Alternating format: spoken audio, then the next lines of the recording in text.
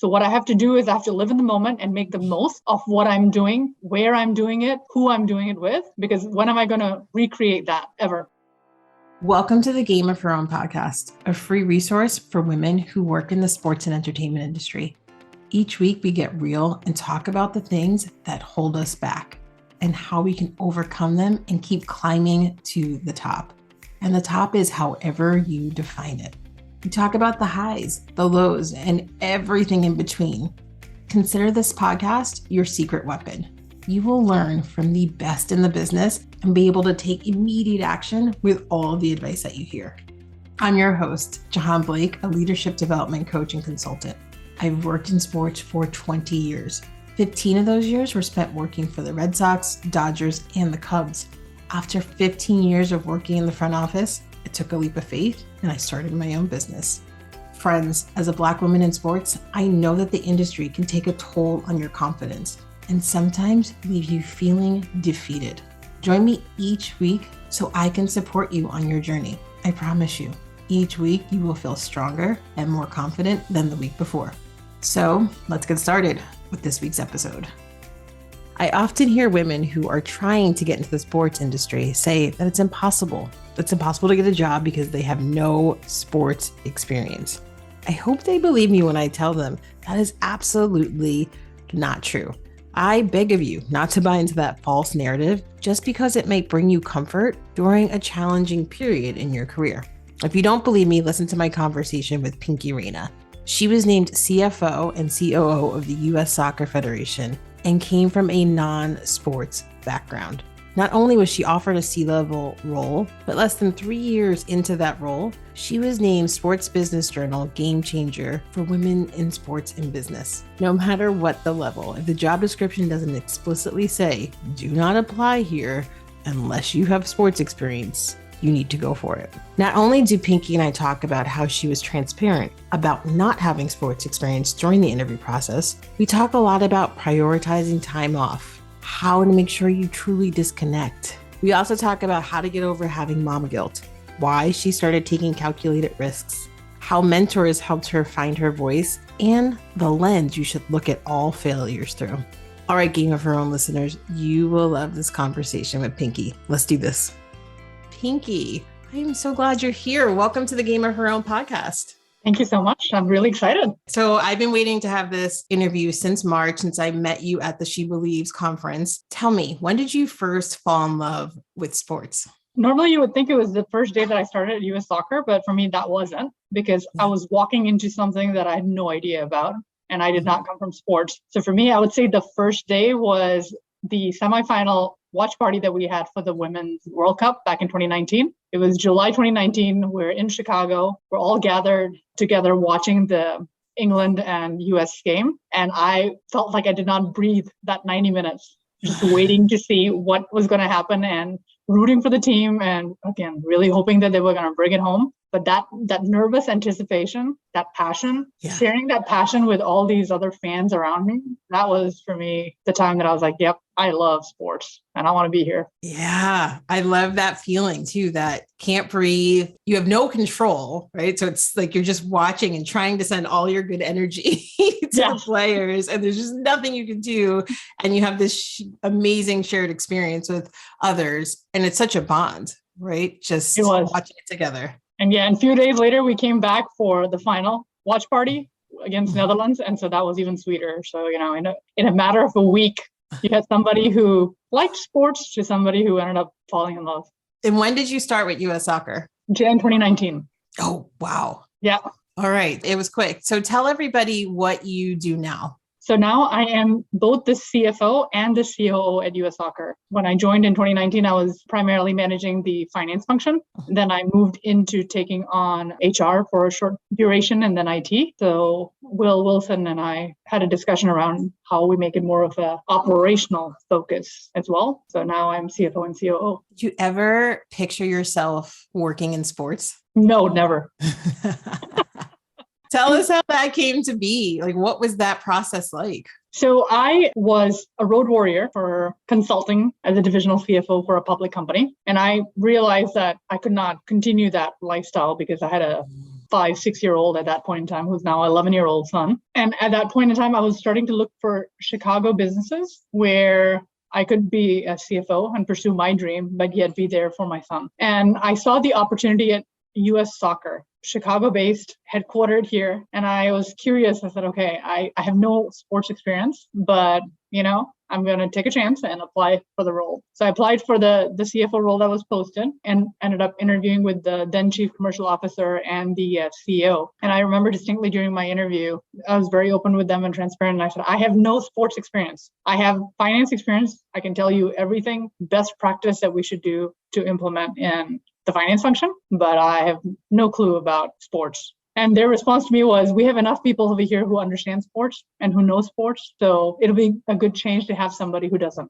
Yes, I'm so glad that you shared that. There are so many clients that come to me and say, I don't have any sports experience and I'm not going to be able to get a job in sports as a result. I'm like, wait, why did you already count yourself out before you even applied? 2, that's not the case. Unless it says it explicitly in the job description, must have sports experience. Right. Even then, I still recommend applying, but it's okay. You don't need it. A lot of companies I'm hearing similar lines. Well, we have enough people here. And well, it's kind of better that you don't. We need a fresh perspective.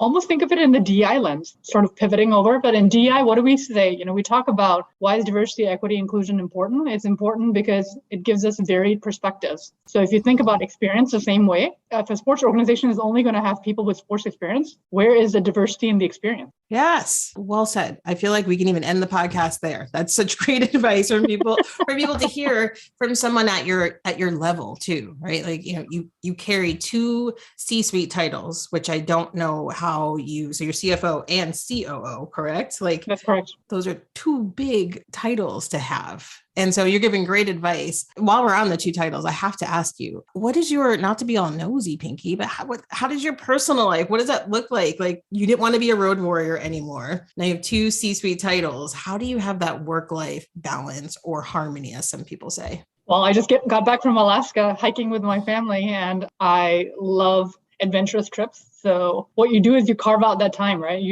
It's all at the end of the day about time management and what you prioritize. And what we tend to see with work-life balance, which I do not believe there is such a concept like work-life balance, is at any given time what you're prioritizing. So sometimes work has to be prioritized and other times family has to be prioritized. And that's kind of how I manage it. And I think there's another feeling that women tend to generally have is guilt. When you're prioritizing all this time with work, you're feeling guilty that you're neglecting your family. And when you're having a good time with your family, then you have this guilt that you're neglecting work. So somehow you need to get over that guilt. And I think for me, I've been able to get over that because I know that when I'm focused on what I'm trying to get done at work, I'm giving it my 110%. And same thing with family. When I'm there, I'm present with them. I'm not thinking about work.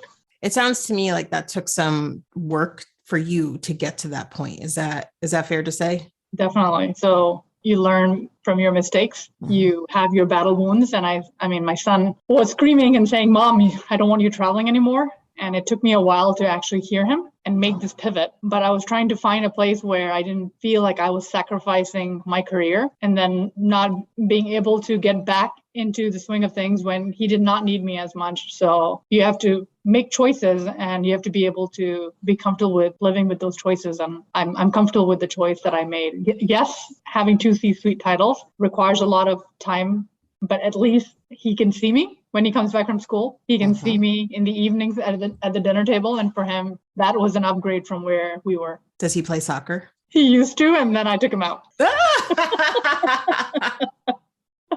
I was like, I wonder if is he into soccer though? Like at least watching it as a spectator? Yes, he is. He loves watching the sport. And if I allowed him, he would play as well. But he likes track and field. He's into swimming. So I'm trying to balance his life so that he's not into everything. So we pick a couple of activities at a time. Talk to me about when you went on this adventure in Alaska. I struggled when I was working for different teams, and especially the higher up I went. Like I felt like I always had to be connected when I went on vacation. And it was my choice. And then I started to learn, okay, at least once a year, I need a vacation when I completely disconnect because I got to let this go. Like I have to go away, but it's hard for people to do. Are you able to fully disconnect when you go on your adventures? Yeah, there's no such thing as fully disconnect. So what you do is you have to work at it. So I know what my family's habits are. My family's habits are we don't start out the day until like 10 or 11 o'clock in the morning. So I would use the time 7 to 10 in the morning to get through emails, to answer any urgent requests, and then go about my day. And I would then let my team know, hey, I'm going on a hike. I don't have my phone with me. I don't have my laptop with me. So I'm going to be unreachable for the next 8 to 10 hours and just kind of work through that way. And on the weekends, mostly people would be turning off their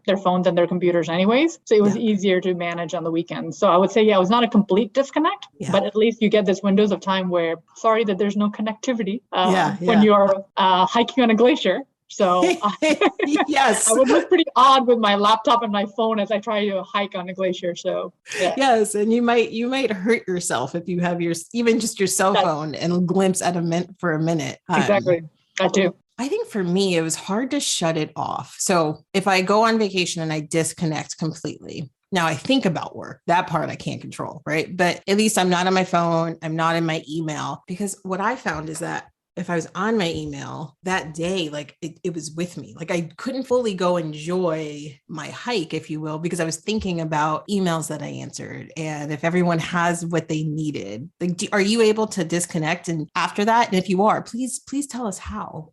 I am able to do it. And actually, that's one of the things my husband says. He said, how do you turn it on and turn it off? Mm-hmm. And for me, it is living in the moment. So if I use Alaska as an example, when am I coming back to Alaska? I don't know. So what I have to do is I have to live in the moment and make the most of what I'm doing, where I'm doing it, who I'm doing it with, because when am I going to recreate that ever? Yeah. That's great advice. And I'm also hearing communication in terms of you're telling your team, okay, I'm done now. I came on for a few hours. I'm gone. Like, you will not hear from me until again tomorrow morning or whenever it is. So it sounds like to me, for you, you would expect others who maybe like report to you. I'm making this up, but to do the same. Just if you're going to be online, just let us know that you're online and then you're done. Is that right? So just the high communication. It's high communication and almost a daily communication. So if something is changing and I know that they may need me, I'm telling them in advance. So just prioritizing and being a bit proactive with that communication is important. And actually, the other thing that I tell my team is, in other aspects, you might think of me as a role model. In this one aspect, do not consider me as a role model. So when you're going on vacation, I expect you to completely disconnect, because I'm not having the luxury does not mean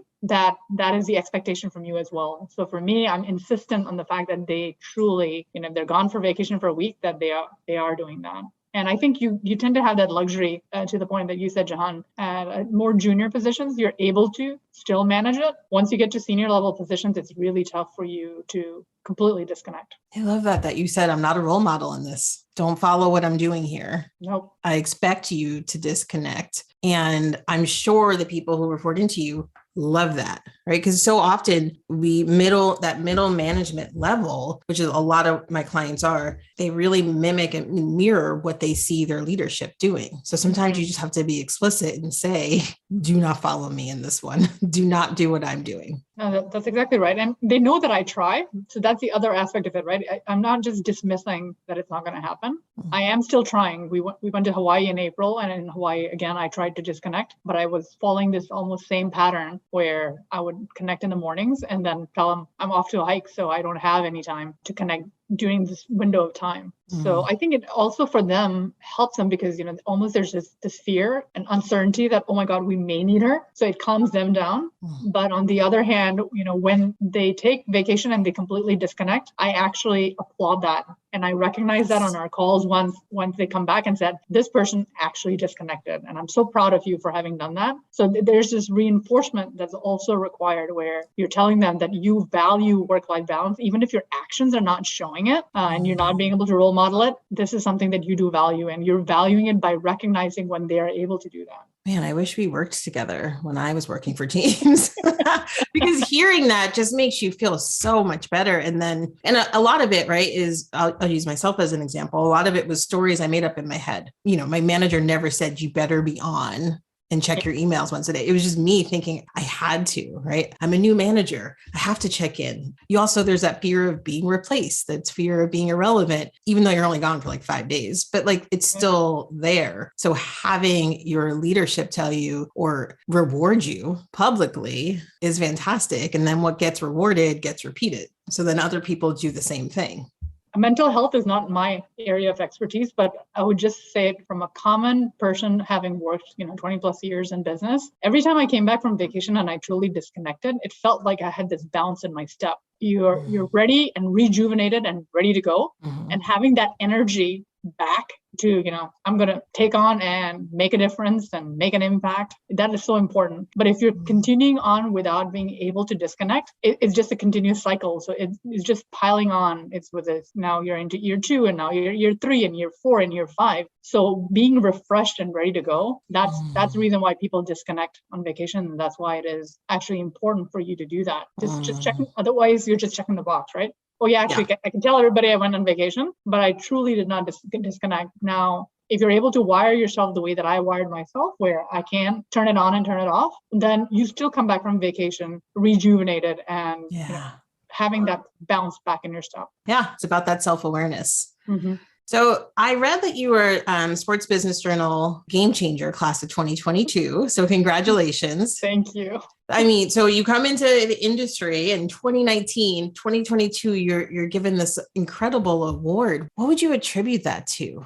I attribute all of that to Cindy Parlicone. So going back into my whole diversity thing that I kind of started off with, women empowering women giving women opportunities. So when Cindy came on and took over as the president, she took it upon herself to give me challenges, realizing that she saw something, that she saw some potential and kept me on my toes. And by keeping me on my toes, she kept on stretching me and giving me all these opportunities to explore things that I normally never would have raised my hand to do, but given the situation that it was, I took every opportunity to succeed. And when I succeeded, she was there applauding that success. So I would say, if not for her recognizing it, if not for her giving me the opportunities, I don't see myself being where I am. It really starts at the top, is what I'm hearing you say. Tone at the top. And, there's a lot of women who I hear committing to diversity and committing to getting women into leadership roles. But I would say with Cindy, her actions speak. She has shown in her actions time and again of how she's promoting women. And if you look at US soccer and you look around over the last couple of years, we have so many women that are VPs. We have a chief legal officer that's a woman. We have a chief diversity officer that's a woman. We have a chief financial officer that's a woman. So I feel at US soccer, we're going above and beyond what public and private companies are doing as well when it comes to putting women in leadership positions. Maybe that's why I'm just so attracted to the US Soccer Federation, because you guys, when I met everybody in March, I was like, I need to do more stuff with you. I don't know what it is, but I love being around your organization and I can feel that energy from men and women, but I'm specifically focused on women in sports. And it's a different energy there. And I love it. And Jahaan, if you remember that, if you look at the people who made it on the platform of that She Believes Summit, we didn't take all our senior leaders and put them on the summit to talk about their experience. We put people at all different levels. We had managers there, we had directors there, we had VPs there. So the idea being, you're promoting women at all levels. Yeah. You're not promoting them when they have made it to a chief role. You are pretty much grooming them, coaching them, developing them throughout the career and giving them opportunities throughout the career. And that's what's so important. Yes. Yeah. And I noticed that. And I just noticed the summit topics were just real and what the panelists contributed. Right. The most well-received ones from what I can see from the audience were when people were just real and honest and just putting it all out there. Right. And again, what they tell you in all of these instances is some of them, it was luck, right? They ended up being at the right place at the right time. And that is actually one of the biggest things that I want to change. I don't want it to be about luck. I want it to be intentional. I want us to be going out there and, seeking out women. I want us to have women in leadership roles because they ended up being sought out, not because they ended up being with the right manager at the right time or the right company at the right time. So that is where I want us to get to.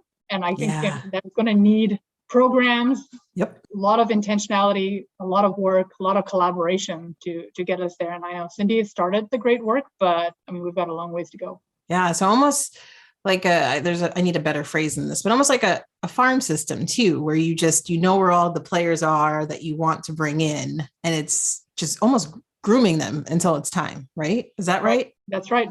It's all, you're creating that funnel, right?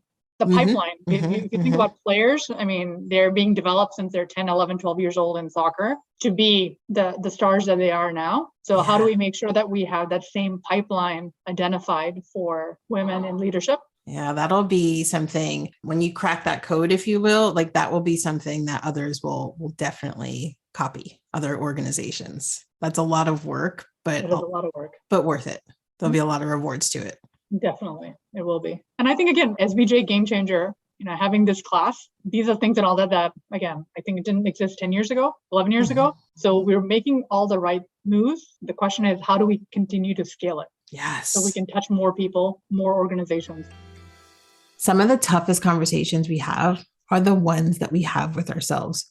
We can convince ourselves to believe stories that we don't even know are true. What's crazy is we allow that story to take a toll on our confidence. Have you been there before? I know that I have. We get in our heads. We beat ourselves up. Here's some tough love. Nobody's got time for that. We are high achieving women who have big career goals. We don't have time to get in our own way. And I am here to support you with my new one-on-one coaching program, Step Into Your Power and Own Your Career. My clients have told me that when we work together, I've helped them get out of their own way, regain their confidence, learn how to manage their emotion and mindset. They've told me that they've been able to get their voice back and use it with confidence. The most important thing, they've told me that we've identified the obstacle that was getting in their way. If you want to learn more about this program, scroll down in the show notes, click on the link that says Step Into Your Power and Own Your Career. You can set up time to chat with me and we can figure out if this is the right program for what you need. All right, let's get back to the episode. Speaking of diversity, so you think about the sports industry overall and it being male dominated. So you've had a career, you've been in the professional world for over 20 years. What's your biggest piece of advice to women when it comes to working in male dominated spaces?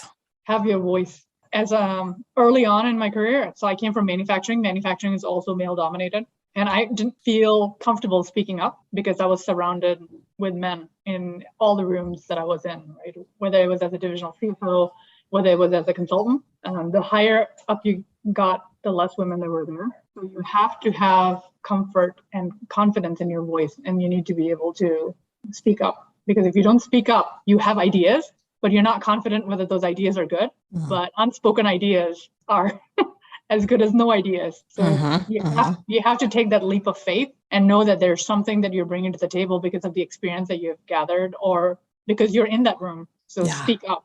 How did you get that courage? Where did that courage come from to speak up? So you said you didn't feel comfortable at first, but you finally had to take that leap of faith. What made you take that leap of faith?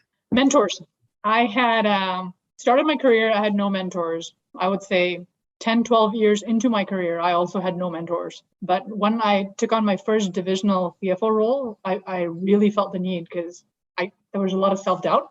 And I then was in the process where I tried to seek out mentors in different fields. So I had somebody in an HR field. I had somebody who was previously at Deloitte. I had a male mentor. So with all those mentors, I would relate situations at work. And the common theme that would come back from all those examples I would give is, well, why didn't you say something? Well, why didn't you speak up? Well, I didn't feel like it was my place. Well, I didn't feel comfortable. I didn't know whether they wanted me in that room to speak up. Well, how are you going to find out unless you say something? Well, I don't know, what if they tell me to shut up? Well, now you'll know. But now you had this fear that they may ask you to shut up. And because of that, you never even explored whether they would. So you have to start taking calculated risks. And I started taking calculated risks. So, you're not in a big forum, you're in a smaller forum. Say something. How is it received? Oh, actually, people nodded. They said it was okay. They did not implement the idea, but they didn't walk you out the room. So you have to slowly start building that confidence because you're seeing that you're taking that calculated risk and it is eventually going to pay off. You don't know whether it's going to pay off, but eventually when it starts paying off, then you feel more and more confident to be bold and speak up. Yeah, it's like a muscle that you just have to keep working. And at first it's weak and it barely exists, but you have to keep working and strengthening it. And then all of a sudden one day you look, you're like, oh, I can't believe there was a time that I didn't speak up. For me, I actually didn't like speaking, period. Now I talked, but I didn't like public speaking. Like I had a huge fear. And so oddly enough, I really wanted to talk to people and like give presentations and lead meetings. So I took a public speaking class and like I froze in front of the class. Stood at the podium, couldn't say anything, and then had to sit down. This is while I was getting my master's. I can feel it like it was yesterday. And now you literally can't shut me up. But over that time, right, the past 20 years, I just worked at it. And I used to be so nervous. I'd be sweating, but I would still push through it. And now like, it's just, you look back and I'm like, I can't believe that girl used to be afraid to be a public speaker. And now that's all I want to do. Well, I think there's another way to get over public speaking. Like there are different ways that you can do public speaking. There's one, which is I think the one that everyone finds the most intimidating, is being at that podium and you are the speaker just by yourself on the stage all alone. Mm-hmm. But then there are other forums now that you have these panels where you are one of 4 or 5 people. Mm-hmm. So if you're one who's afraid that you're going to be asked a question and you're going to freeze on stage, well, you can do it in a panel where you'll have an opportunity to think through, process a question while there are others who are able to answer it, and then you'll get your turn. So now you can articulate it, be ready, and answer the question. So you have to find that place for yourself as to where you're going to feel comfortable enough, just take the challenge on. Yeah. And as you say, take that calculated risk and just go for it. Last question before we go on to rapid fire questions. Oh boy. So you had this, you're having really, your career's not over. You're having this incredible career. Was there a time that you failed? And if so, how'd you bounce back from that? I would say failure is something that everybody's going to experience in their career. Mm-hmm. Even the most successful CEOs, CFOs, sporting directors, whatever field you might say, went through a period where they failed at something. But the way they all, I think, generally tend to look at it is the way that I look at it. That failure is really teaching you something that you didn't know. So us being very harsh on ourselves and saying that we're failing is probably the wrong way to look at it.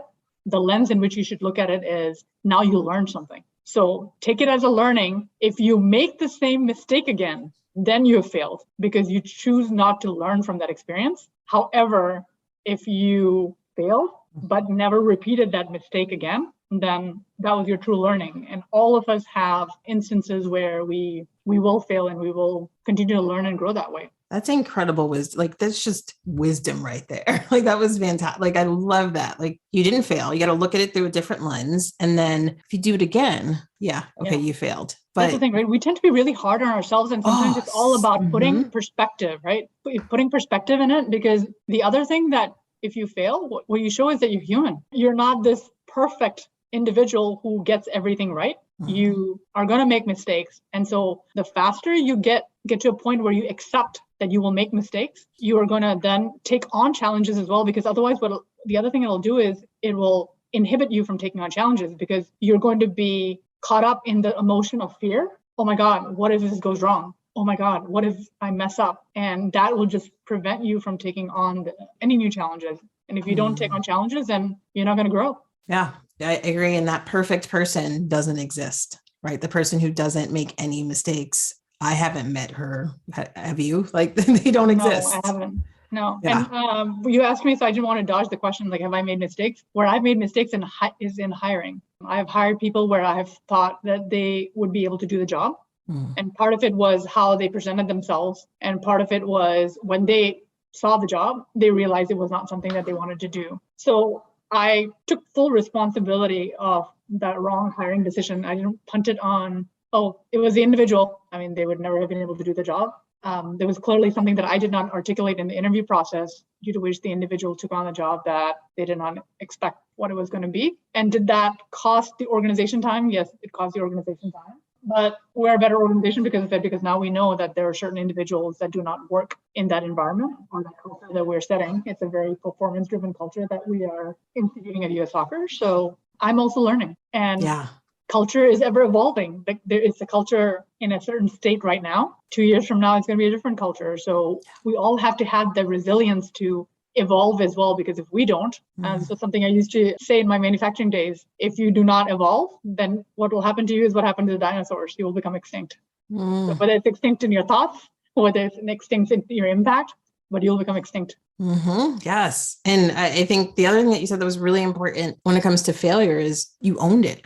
You have to. That's hard to do. Oh boy, did I ever struggle with that one. Any mistakes, failure, like I struggled to own it. But once you do, it's almost liberating. Like it is. And I think it's sometimes societal pressure, right? It feels like being labeled that you failed at something or that you failed at it. Now folks are going to not give you new challenges because they've associated that label of failure with you. Some of these are true. I mean, they tend to be societal pressures that we have. Others are made up. We are being harder on ourselves. And I think, again, just letting it out, speaking up and admitting that I think I failed at this and here's how I'm going to do things differently. Just doing that, I think is going to be so good for your soul because you're otherwise going to live with that guilt of that failure as well. Yes. And living with that guilt, I think, is harder than owning it. Yeah. There's a lot of guilt to go around. Yeah, we don't need any more. Right. All right. Are you ready for the rapid fire questions? I guess so. All right. Really easy. First thing that comes to your mind. I think I know the answer to the first question, but what is your favorite sports moment? The Women's World Cup final in 2019. What is something people always get wrong about you? That's a hard one. I'm an open book. That's the thing. Yeah. Maybe that I have a poker face. I don't have a poker face. Yeah. I actually think you have a poker face, but okay. Good to, yeah. That's definitely something people will get wrong. Are you a morning or a night person? I'm a morning person. Favorite holiday? Alaska. Dog or cat person? Dog. What product would you seriously stockpile if you found out they weren't going to sell it anymore? Oh boy, lipstick. Yes, that is a common answer. Chapstick, lip gloss. Yeah. Yep. Mine would be mascara, like 100%. Like can't leave the house without it. What is your favorite app? Trying to think which one I use the most. I think it's WhatsApp because I stay connected with family and friends that way. Otherwise, it's tough to call everybody, but this way you still feel connected. Yes. All right. If you had to pick Twitter, TikTok, or Instagram? Twitter. I don't have an Instagram account and I don't have a TikTok account. So that's easy. I finally caved. After years, I finally caved and downloaded TikTok. I was afraid I was going to be addicted to it, but I've only used it for about 15 minutes over the past week. So it's not that bad. I know this is your rapid fire round, but the thing is, if I look at what folks have experienced with social media and how with social media, people feel so comfortable to criticize athletes, Simone Biles, for instance, and with what happened in tennis, I actually feel not having too much presence in social media actually helps because, where I've been talking about all of this failure, right? This is where people put a magnifying glass to your failures and make you feel a whole lot worse than you should be in the moment because there's so much that you have achieved. So I really have an aversion towards social media because of that. Yes, I completely agree. Like it shouldn't be. The magnifying glass is just, and it's so hard if you're in that world and it's not a world. It doesn't exist, right? Like no, and the conversation you and I have just had about, right? It's taken me 20 years or 15 years to realize that it's okay to admit to your failures and know that it's learning. For some of these individuals in sports, they're so young. Yes. They're 17, 18, 20, 21. I mean, they've barely been exposed to the corporate world or business. And here they're hearing these things about themselves. I mean, they're not quite mentally ready to take on the harsh criticism that they're getting. Yep, that's exactly right. Who is your biggest inspiration in life? It's the biggest inspiration. All that. So for me, I would say Indra Nooyi. She's ex-CEO of Pepsi. Yeah, so I think, as you talk about breaking the glass ceiling, this is an individual who has done it for a huge public company and done it so successfully. And for us, I think we feel effortlessly, but I know she must have had her challenges as well, managing the work-life balance. But it's one woman, I think, who's been very effective doing it. And for me, I also say Indra Nooyi because of her Indian heritage. Yeah. Okay. I have her book. It's on my, I have a whole huge book pile that I need to read, but her book is in there. I'm going to link to it in the show notes for everybody too, if anyone wants to read it. I've heard great things about it. Okay. Last two questions. As a child, what did you want to become when you grew up? A track and field athlete. Oh, okay. I ran 100, 200, and 4 by 100. Yep. And my Indian parents basically said, that doesn't pay the bills, right? I hear you loud and clear, Mom. All right, got it. Exactly. So. Finish this sentence. The future of women working in sports is impeccable. Yes. Pinky, this has been an incredible conversation. I appreciate you taking some time to spend with us. If someone wanted to get in touch with you, how can they go about doing it? I would say LinkedIn. Perfect. Pinky, thank you so much. John, this has been great. I really appreciate it. I loved my conversation with Pinky. She was so transparent about how she approaches taking time off from work and how she doesn't expect her team to approach it the same way. She expects them to fully disconnect. So my question for you is, how do you approach taking time off from work? Do you fully disconnect, or do you stay connected because you're mirroring your manager and think that they have the same expectation of you? My advice, everyone should disconnect from work at some point. If you're afraid to do so, have a conversation with your manager to talk about what it would look like. Also, I share advice about how to take time off from work guilt-free in episode 123. I will link to it in the show notes for you. Until next week, my friends, for now, let's make sure to keep in touch. You can follow me at Jahaan Blake on Instagram and LinkedIn. Talk soon.